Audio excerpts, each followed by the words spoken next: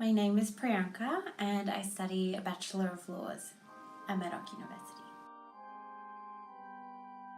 In August last year, I went on exchange at Lund University in Sweden, and I was there for 6 months. Sweden was even more beautiful than what I could have imagined. It was so serene, so peaceful and majestic in its beauty. It was so green and luscious, but then with the seasons changing, it was nice and orange and red, and it was just beautiful in every way.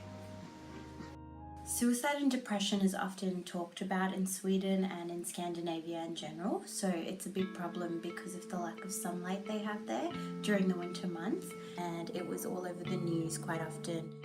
Fika in Sweden is a big tradition and custom, so everyone there engages in having a coffee and a cinnamon bun or something sweet, at least at some point of the day with their friends or by themselves, where they isolate everything else, including responsibilities and work, and they just enjoy the moment that they're in and spending time with their thoughts and to try and be as positive as possible.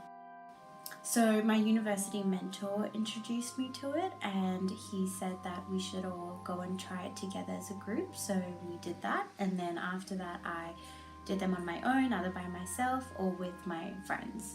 I implement Fika here in Perth by spending some time, even if it's just in my backyard. I take the time for myself and try to relax and separate myself from any sort of worries or responsibilities, just even for a little while, and it really clears my mind.